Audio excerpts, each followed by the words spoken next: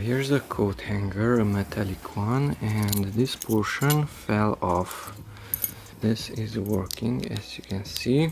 It looks like that, and this rubber is holding it, and there's a metal spring inside, and let's put it back on this side. So if we connect these two, those two are in the center and those two outside, inside and outside, okay. Through that opening, these are passing fairly easily. Okay, so that portion is easy, but the spring is not inside, so remove it.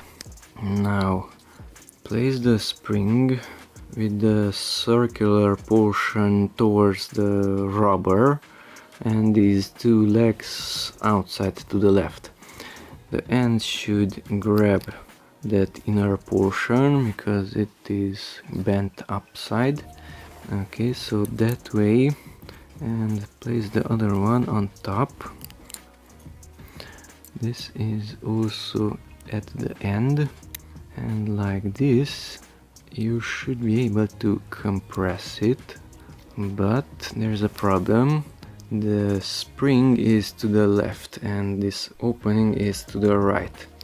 Now that can be corrected by simply inserting this one, and you can reach till that spring and pull it to the right, like so. Notice it's pulling it. The spring is being pulled. Okay, and at the other end it should come out somehow,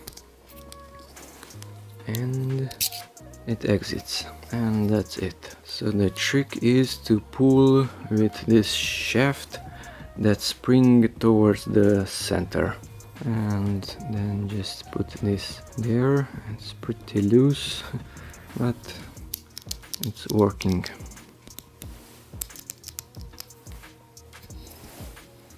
The coat hanger was fixed. This is also coming off.